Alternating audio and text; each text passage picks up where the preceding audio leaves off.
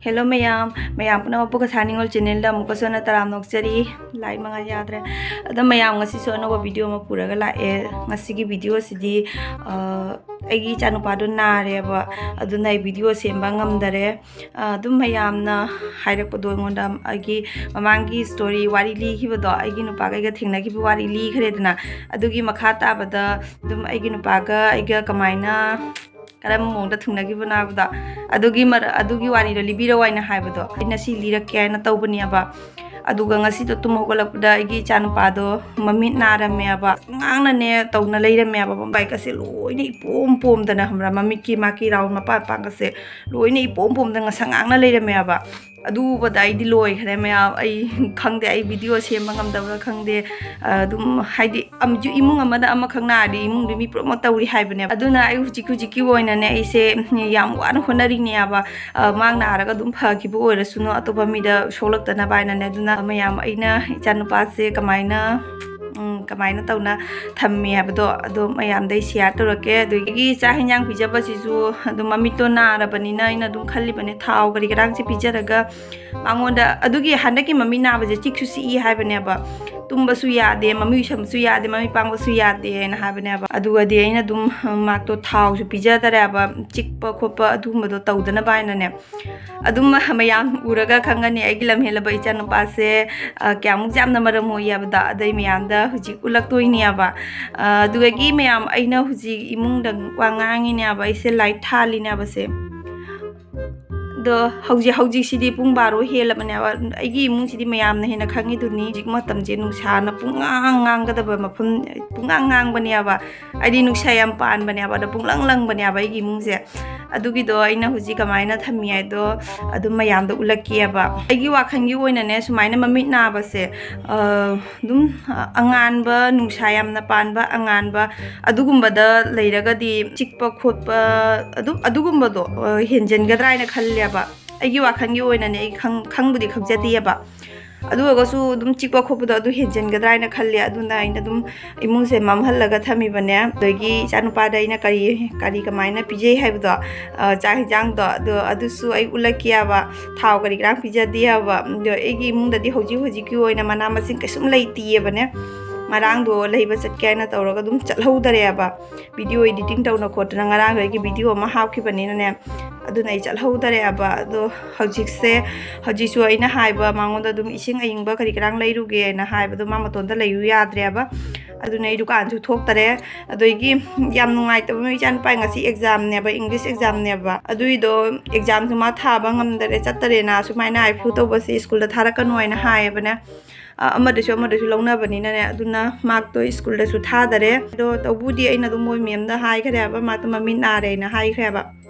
dum exam do kamai tawba thuido dum kona dum than gadra aina dum aina dum hang hai budi hai khare ba ne ko ado mayam ai jeng halake ngasi numi siga aina kaliba thabak tu so ai dum jeng halake aba sigi phi sing jai loina sura bani duga mon sing gi deina swai se thamme aba som sai china chanpa tum mi ba hippi bane agi asigi sina baby wife ne aba asiga leire aigi du mami tai thongna bagi ne ba ai ri nun hang ma tumam dai da si wife sina du mami mana tai thuye bane ane chanu pas da hippi na inge yang ma chasma am ga tawna hippi aba ado ma ki mon che mana ngadang khangam ba mon de nu sa da phau khare bane adogi asigi joina khanghal laba adogi mayam asigi wife se ani khangni aba ina mangon da piri se amana mami na ba du ga tai thongna bagi ade amana mami na da bu tai thongna bagi na sumaina mami na ba ma pi ta bani aba aina barmoni da ningo chakpa bui chat pa matam do adai duga adu mayam su uramngani kala chasma ne karine la ko daina la hu da kaino ne kala chasma ne karine kaina la hu do adugi do lai ba mi sing do mami na ya ba punam mang na mi punam mami na ya ba aduna num moi mami na ba do mapi tari ya bane swai wai khande kadom dai tari no ti khande jengjaru de ko adum mapi tai moi ruma na ma tor ko smaine he mapi do tai thuya ba ado idu ga ina dum icha nupa gi do sigi wife so ina pibi re aba ruman kari garang tu di keno to ina do wife ne kata ingtak su tawri dana aduna asigi se oi na piraga dumai to dana ma tai thui ne aba adegi mangna saksara mi do lấy ra mày mang nó chắc chắn là mình nha bà sĩ na đúng sĩ cái na đúng mày ăn đó uhan ninh đó na ulak pan nha bà sĩ cái gì yao đi ngô mosori nha bà sĩ cái gì mosori duga kalani muje sai salaga mosori duga kalani muje ka tàu raga nè ada cái tuột là cái sao đi bà sĩ đó cái nó bảo cho duty chắc khare bà hidak xong bắt đầu lấy đâm ra bà mà nông là bắt đầu duty chắc khare chana bi school chắc khare ing pa cho duty chắc khare bà đó hidak cái răng lấy cái đó bà đó adu su lấy bà chấp ngam đấy mà thôn đó lấy hậu hai bà ya de bà cấp cái gì ai na hai bà nè adagi aina suma puraga chatoi do duna chaning draba du mami na ba ko pa je mina mami to nai ne kholi ne aina mina hangoi na taw do je muno kholu no ai sa mak su jeng ba ki dana ai jeng de ba adu mai na mina hangoi ki bodo ma honda pha di oi roi dana mina hangoi ki ba poni hangoi bani na ma honda su ka su he jana pha di oi roi dana aduna aina mak to puraga su du kan no chat pa ngam dre ba adu mayam yam na nungai ba video mai hu ji mi am da share to rake asibudi narang nahan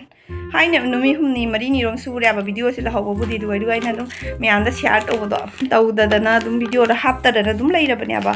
ada ngasi di agi ngasi ki video se marak thana dum ate ma hap chara kya ba ani mana ikai ba do ai manguna ai masana ba small de video nya ba do mana ikai ba do da dum ai mi anda dum kitang share to ke duigi agi pisum se आगे पिसुम जे कन होने बासमोल तैसली ने बाइना दुगा मथक सिगा खैतंग हतंग तने बाइना जेक्सली से दुगा बासमोल दि तैसली ने से हम फजन सेप लेबने आबा बासमोल तैसलगा ने आहान बगी दुन दुदिने बासमोल तै हिबा आहान बगी दिन रि हिं चाबिना करी हेलु दने मुचिन मुगी ने थीबा बुलोय बने आ दुदि आई तैबा नुमित दे मपांगा थोपने काय जना मुसिन मुयाबा अदने काय जना मपांगा थोपन दे आबा हुजिकति दुइदो चामदो खरबे मतुंगदा cham jenga kanu mama ki je adu cham tho khrabe matung da ani chuba nu mi next din dagi din adum khara phajara bani aba adu egi ina huji siga pisum do khara jeksal liba adu mayam ai huji video share to ke du ha bada room je kamai thami ai do adu do jeng halake da mayam asini aina thami je room je smai do ra asiga gi nung sa mangan ju changaina aduga sida ina pora moba pidam ma hapchal le aba adegi asi porda masagi porda lei jaidana ko manung da porda lei reba asi porda ne ba asi masagi porda jawre ba duga aina mo black color gi phi ma kup san thami ba se sumaina kup san na mangan am ta changhandri bane nusa mangan do sumaina tawdana thammi ba isa nu pa da phammi chanu pakala chasma da tawro ne kala chasma da nana kelas sesuatu terus, happy teng jengke nana si foto nana mau ke, nana mama kije sana nang dumai tahu di pate, nana nang dumai tahu di pate jengke, foto nana mau ke, nana maya mana upi sih, ama pagi cosma ni apa, lagi light kayang kui na than baki je, asiga pi sih sulu, pun masura ka pusale, angasi di thawak sukara kalle, so nana cakun na canggih, mayam jemune, asigi jubi je jengo, asigi jubi je koga thambane apa. ngarang like kat lupa jubi dunia ba khuaga thamba do kaino tawi ba mathon ta ne nuksa ge mangana ne mathon ta chekhai ri ba si se ising lu jauri mathon ta chekhai ri ba nuksa mangana sina ai ge henjang ne ba haina ga nga kha ga thong ba ne ba aina cha tho khare mayam cha tho khare kitang ngai re hauman ba gi ne cha tho khare ba ge sita lai re mosori do asi mosori se asi je chanu pa gi khara khai do khare ba thori khara sina moi chanu pi gi sok to ga thambi doi ne ba adoi mayam ai ngasi hidang mana surani jeng hidang mana kyam jang kono jeng si hidang mana sing je su doi ni ngasi akoi bai su ne aina su hidang mana do panggol le ba idi hidang mana jam hapte maroi na namna hapi ba de ibai gi su pi doi ni ngasi hidang mana yam angang masangam da ba se bo do atoba to ba na ba kari karang do ora ga de arum kari karang ga do ora ga de manak ta chang na tai thok to do adu ro ka sun ta ba do asi manak ta sum na gi chang ba ki na i jam chang de ba do ma po mak su ka ya thoi na ka sum kai no tau ti ba mak su ai na wise to pi ba de gi tum mai na to na ma mi to tap tau je ya ba ma tom ta ne aduni ai gi chan palam hem ba se kya mu jam na gyan tai da si mayam khangam mani ba da to ba mi ora ga di mosori aput pa mosori do thum ha chala kalani ma chala ga chalu phana chaksa ba ai do ahan mak su chaning da bana ba do ai gi chanu pa di cha khare maram kya mo khon ure ba na mayam ai gi nu pa na ngona basmol de bi da adu video na mate ma share to jara ke yang asi se basmol dai ge ai nu pa da te hen doi ni ai na tai ga da do khut che loi na mu ra ni ba da na ma na te bi ra ni ai dum tayaba taybado nahangagi siga glove jawram baniaba handakti glove jawrokte aduna khutse mu doiba aduna ai tayra roi mangon doina tehelaniaba ado basmol je ai hana dagi si dum khara khara tayaba jamna khoina budi hendo na bi tayde dum marang marakta tha ni bar mai le raga ne dum khara khara budi tayaba ta hang hang ni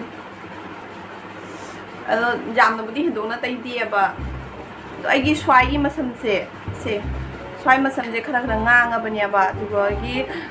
samgi maton je maton ji khara hui dare ba ado kathai khara baniaba maton je hui de yai na budi aduga keno to ba sam je yamna pa ba ko basmol je tayra di sam je thagat pani doi chu mathakta engon da di dum kani ba sam je keno to ba phogot pani aba sam je na sigale re basmol je tayra ga doi gi ngasi nung thang je ma tham ngasi nung thang je ma tham mani nong ala ga ko u thuk ni jamna keno to na phi ma thara ga doi gi tham doi nya ba sam je natra ga ni mon ga to loi na obstha loi ra nya ba lau này xem chiếc này mình trong ấy chơi nhiều đấy thằng gì nhỉ mà khuôn là nè pai là nè xem mà khuôn là tắc đi ngon được mà khuôn là hai pai là hai này rồi nè thao đi rồi anh tôi đó giờ làm đây về khai ni này là cái gì khani le ga di matam amada ai gi sungon chakwa planning miyam le ya bako adu to ko na ngamang matam da miyam da share to roke huji ki ona jo ai wa khanda ai gum bachat phang do mi miyam le rang ni na adu gi moi sing do khalu raga nuai te adu gi ai gi wa khanda di tawning ba miyam na pik thal le ba adu ko na dung ma sumoi da dum miyam da share to roke đâu bà thiên hả nhỉ nên có tàu đấy ý nên được phẩm đi à rồi xin làm phan thai cái đâu phải nó có phải nó đâu xin hàng là cả ये लोग का लगी और बन शिका phone 하라가 sammak ino te halini basmol de halini oi de mang te hiyo basmol na mu ba se keno to ba khutta ne se khutta mu to se ngasi di mu roe ba heng nonga la ga ne mu si mu re ba humra tu na tan ya ba hora ba ga ki gloves jaw ro ko oi da koi ja in tai je ba gloves yaw ro tra bani na sang re na angawi ma do ma yaw ko na tu mu phala ge ai ji tai ba loi re ma na tai bi ra me samje je ngo thau tai ba tu mai na hoi dui ne ba basmol tai ba se ekdam easy hoi ba ne ba se thau tai ba tu mai na hoi dui ni chap ne mai am hai mu nonga la ga mu theng na si lu tho ga ka mai ta wo mu ga theng na si ba si loi na mu ba ne ba yam pha ba ne basmol je chana da di skin da khara tai ra kan da ko energy thok pa ne ba chana da ba mi gi di ado ai gi di dum ha dai te ra ko ni na ne chana ye ba duna dum hai nonga la ga mu theng na si me ya The next day. Tharoi ka khare asigi thang je in hai ba maya ta ni ai ba do spring ngai kaino jobi ka pa ga ya khoi maya ta de na hai bi bane tharoi yi chaw ri ba ku chaw ji ngo Sini haoเลย ai di cha ja roi du ga adan da ro ga tharoi ka iko jengo ai na ngarang tairam ba basmol do bisum da tairam ba do sini se kok ta bani yam phaja bani aba duga sigi mathak sida eyebrow kara khatang tai sala dine phaja bana loi rani aba hijang thung rani tharoi dinga sai chap khare na ko sida lei re loi do re jang su loi re hujik ai pisum ju khaitang jeksal le ina nga sa hai duni je ngoi pisum je ngo aina khara jeksan kha bani aba pa khai je yad re aba aina hujik khara jeksan gare duna pisum ju phaja bana loi re duga ai gi masam je ngo marangi ngasang sang angam ba do ngasi di mu ra bani se mura bani ngarang asang sangangam ba swawe ka asang sangangam dra ne phajada bani aba lem da bani aba aduga pasam ngang ba do color de bi da pa me ba pa ba duga ke na to ba hang de da kadang phuaw na ba du mai to bani aba do aina pam ja ba si ngasang ngang ba color de ba do adu yam pa me ba ado ngauri haira bani na basmol loi na tai de na basmol de ba su dum phaja bani aba masamu ba se phaja bani aba mai ka singo thok bani masamu ba se ꯌꯥꯝ ꯐꯖꯕꯅꯤ ꯑꯗꯣ ꯍꯧꯖꯤꯛ ꯑꯩ ꯍꯩꯖꯥꯡꯗꯣ ꯊꯣꯡꯕ ꯂꯣꯏꯔꯦ ꯑꯗꯨꯗꯒꯤ ꯑꯩꯈꯣꯏ ꯁꯤꯗ ꯏꯟꯗꯣ ꯆꯥꯝꯒꯤ ꯃꯌꯨꯝꯗꯅꯦ ꯍꯩꯖꯥꯡ ꯈꯔ ꯄꯤꯔꯨꯅꯤ ꯌꯦꯡꯍꯜꯂꯛꯀꯦ ꯑꯉꯥꯡꯒꯤ ꯍꯩꯖꯥꯡ ꯈꯔ ꯈꯥꯏꯗꯣꯛꯑꯦ ꯏꯆꯥꯅꯨꯄꯥꯒꯤ ꯊꯔꯣꯏ ꯊꯣꯡꯕꯅꯤꯅ ꯊꯔꯣꯏꯗꯣ ꯍꯣꯔꯦꯟ ꯆꯨꯞꯄ ꯃꯇꯝꯗ ꯃꯣꯔꯣꯛ ꯁꯥꯔꯗꯤ ꯆꯨꯞꯄ ꯉꯝꯃꯣꯏꯗꯅꯀꯣ ꯑꯗꯨꯅ ꯍꯩꯖꯥꯡꯁꯦ ꯈꯔ ꯈꯥꯏꯗꯣꯛꯑꯦ ꯑꯁꯤꯅ ꯑꯩꯒꯤ ꯏꯔꯣꯟꯕꯒꯤ ꯃꯣꯔꯣꯛ ꯈꯤꯇꯪ ꯂꯧꯍꯧꯋꯦ ꯑꯗꯨꯗꯒꯤ ꯍꯩꯖꯥꯡꯅ ꯁꯤꯗ ꯂꯩꯔꯦ ꯍꯩꯖꯥꯡꯁꯤꯗ ꯑꯩꯅ ꯀꯔꯝꯕ ꯃꯣꯔꯣꯛ ꯍꯥꯞꯄꯤ ꯍꯥꯏꯗꯣ ꯌꯦꯡꯉꯨ ꯃꯌꯥꯝ ꯁꯦ ꯃꯣꯔꯣꯛ ꯑꯆꯧꯕꯗ ꯍꯥꯞꯆꯜꯂꯤꯕ ꯁꯦ ꯎꯕ꯭ꯔꯥ ꯊꯔꯣꯏ ꯊꯣꯡꯕ ꯍꯥꯏꯁꯦ ꯀꯩꯅꯣ ꯆꯨꯞꯄ ꯃꯇꯝꯗ ꯃꯣꯔꯣꯛ ꯁꯥꯕꯗꯣ ꯆꯤꯟꯕꯥꯟꯗꯒ ꯃꯣꯔꯣꯛ ꯁꯥꯕꯗꯣ ꯑꯗꯨꯒꯨꯝꯕꯗꯨꯅꯦꯕ ꯌꯥꯝ ꯍꯥꯎꯋꯤꯁꯦ ꯃꯆꯨꯁꯦ ꯉꯁꯥꯏꯒꯤ ꯏꯃꯝ ꯃꯝꯃꯝꯃꯦꯕ ꯑꯩꯅ ꯀꯩꯅꯣ ꯕ꯭ꯔꯥꯏꯠꯅꯦꯁꯁꯦ ꯌꯥꯝꯅ ꯂꯩꯊꯔꯝꯃꯕ ꯑꯗꯨꯅ ꯏꯃꯝ ꯃꯝꯃꯝꯃꯦ ꯑꯗꯨꯒ ꯑꯁꯤ ꯍꯧꯖꯤꯛ ꯉꯥꯜꯍꯜꯂꯦ ꯑꯁꯤꯅ ꯑꯩꯒꯤ ꯅꯨꯄꯥꯒ ꯏꯆꯥꯅꯨꯄꯤꯒ ꯍꯩꯖꯥꯛꯀꯣ ꯑꯗꯩ ꯑꯁꯤꯅ ꯑꯩꯈꯣꯏ ꯁꯤꯗ ꯏꯟꯗꯣꯆꯥ ꯑꯃ ꯂꯩꯕꯗꯣ ꯃꯣꯏꯗ ꯄꯤꯔꯨꯗꯣꯏꯅꯦ ꯁꯤ ꯏꯟꯖꯥꯡꯁꯦ ꯆꯠꯂꯅꯤ ꯍꯩꯖꯥꯡ ꯊꯤꯟꯕ ꯑꯩꯒꯤ ꯁꯝꯁꯤꯗꯤ ꯑꯩꯅ ꯐꯥꯒꯟꯕ ꯃꯑꯣꯡꯗ ꯑꯩ ꯁꯨꯃꯥꯏꯅ ꯍꯦꯛꯇ ꯐꯥꯒꯜꯂꯦꯕ ꯁ꯭ꯋꯥꯏꯁꯤꯒꯅꯦ ꯐꯥꯖꯤꯜꯂꯦꯕ ꯁ꯭ꯋꯥꯏꯁꯦ ꯍꯦꯛꯇ ꯐꯥꯖꯤꯜꯂꯦꯕ ꯁꯤ ꯀꯤꯂꯤꯞꯁꯤꯒ ꯂꯩꯔꯦ ꯁꯨꯃꯥꯏꯅ ꯍꯦꯛꯇ ꯐꯥꯖꯤꯜꯂꯦꯕ ꯑꯩꯗꯤ ꯁꯨꯃꯥꯏꯅ ꯐꯥꯕꯁꯦ ꯅꯨꯡꯁꯨ ꯅꯨꯡꯉꯥꯏ ꯃꯣꯏꯒꯤ ꯆꯠꯅꯤ ꯇꯧꯔꯝꯃꯦ ꯍꯥꯏꯅꯅꯦ ꯆꯠꯅꯤ ꯄꯤꯔꯛꯏꯕ ꯁꯤꯁꯦ ꯑꯁꯤꯒꯤ ꯍꯋꯥꯏ ꯑꯁꯥꯡꯕꯤꯁꯦ ꯑꯁꯤꯒꯤ ꯄꯣꯠꯁꯤꯁꯨꯅꯦ ꯀꯩꯅꯣꯗꯗꯤ ꯑꯩꯅ ꯉꯔꯥꯡ ꯍꯥꯄꯛꯄ ꯖꯥꯔꯨꯄꯔꯥꯒꯤ ꯕꯖꯥꯔꯅ ꯍꯥꯏꯕꯗꯣ ꯑꯗꯨꯒꯤ ꯕꯖꯥꯔꯗꯨꯕꯨꯗꯤ ꯐꯪꯕꯅꯦꯕ ꯁꯤꯒꯤ ꯄꯣꯠꯁꯤꯗꯣ ꯀꯔꯤꯅꯣꯗꯤ ꯈꯪꯗꯦ ꯑꯗꯨꯝ ꯏꯁꯀ꯭ꯋꯥꯁꯁꯨ ꯃꯣꯏ ꯄꯨꯖꯔꯛꯏꯅꯤ ꯑꯗꯨꯝ ꯃꯣꯏ ꯆꯥꯕꯩ ꯄꯨꯖꯔꯛꯏꯅꯦ ꯄꯤꯅꯨ ꯀꯖꯥꯗꯦ ꯑꯗꯨꯝ ꯃꯣꯏꯅ ꯄꯤꯔꯛꯏꯕꯅꯦ ꯑꯗꯨꯗꯒꯤ ꯑꯁꯤꯒꯤ ꯍꯋꯥꯏ ꯑꯁꯥꯡꯕꯤꯁꯦ ꯌꯦꯡꯉꯨꯁꯦ ꯍꯋꯥꯏ ꯑꯁꯥꯡꯕꯤꯁꯦ ꯑꯁꯨꯃꯥꯏꯅ ꯑꯃꯨꯕꯁꯦ ꯑꯩꯗꯤ ꯎꯖꯗ꯭ꯔꯤꯑꯕ ꯏꯁꯪ ꯁꯪꯕ ꯑꯃ ꯎꯔꯦ ꯑꯉꯧꯕ ꯑꯃ ꯎꯔꯦꯕ ꯍꯋꯥꯏ ꯑꯁꯥꯡꯕꯤꯗ ꯑꯗꯨꯒ ꯁꯤꯒꯤ ꯑꯃꯨꯕꯁꯦ ꯑꯩ ꯑꯃꯨꯛꯐꯥꯎ ꯎꯖꯗ꯭ꯔꯤ ꯉꯁꯤ ꯑꯍꯥꯟꯕ ꯎꯖꯔꯤꯅꯤ ꯑꯩꯒꯤ ꯄꯨꯟꯁꯤꯗ ꯑꯍꯥꯟꯕ ꯎꯖꯕꯅꯦꯕ ꯑꯗꯩ ꯑꯁꯤꯗꯤ ꯇꯣꯃꯦꯇꯣꯅꯤ ꯑꯁꯤꯁꯨ ꯑꯗꯨꯝ ꯃꯥꯅ ꯑꯥꯗꯒꯤ ꯄꯨꯔꯛꯏ ꯍꯥꯏꯅ ꯑꯗꯨꯝ ꯄꯤꯔꯛꯄꯅꯤꯗ ꯑꯩꯉꯣꯟꯗ ꯂꯩꯇꯦ ꯍꯥꯏꯅꯕꯨꯗꯤ ꯄꯤꯔꯛꯄ ꯅꯠꯇꯦꯕ ꯑꯗꯨꯝ ꯃꯣꯏꯅ ꯄꯣꯔꯛꯄꯗꯨꯒꯅꯦ ꯑꯗꯨꯒ ꯑꯗꯨꯝ ꯄꯤꯖꯅꯤꯡꯅ ꯄꯤꯔꯛꯄꯅꯦꯕ ꯑꯁꯤꯈꯛ ꯄꯤꯔꯛꯑꯦ ꯏꯟꯗꯣꯆꯥ ꯍꯣꯏꯅ ꯑꯗꯨꯅꯤ ꯃꯌꯥꯝ ꯆꯥꯛꯁꯨ ꯂꯣꯏꯔꯦ ꯆꯥꯛ ꯆꯥꯗ꯭ꯔꯤ ꯑꯩ ꯅꯨꯄꯥ ꯑꯩ ꯉꯥꯏ ꯂꯩꯔꯝꯃꯦ ꯄꯞꯖꯤ ꯁꯥꯟꯅꯔꯒ ꯑꯩ ꯉꯥꯏ ꯂꯩꯔꯝꯃꯦ ꯃꯥꯒꯤꯁꯨ ꯉꯁꯤ ꯗ꯭ꯌꯨꯇꯤ ꯂꯩ ꯑꯗꯣ ꯍꯧꯖꯤꯛ ꯑꯩ ꯑꯁꯤ ꯆꯤꯛꯑꯒ ꯆꯥꯔꯅꯤ ꯑꯩꯒꯤ ꯏꯔꯣꯟꯕꯗꯨꯒ ꯁꯤ ꯀꯣꯠꯂꯒ ꯇꯧꯅ ꯆꯥꯔꯅꯤ ꯌꯥꯝ ꯍꯥꯎꯔꯅꯤ ꯃꯅꯝꯁꯤ ꯖꯦꯅꯝ ꯃꯅꯝ ꯅꯝꯃꯦ ꯍꯥꯎꯅꯝ ꯅꯝꯃꯦꯕ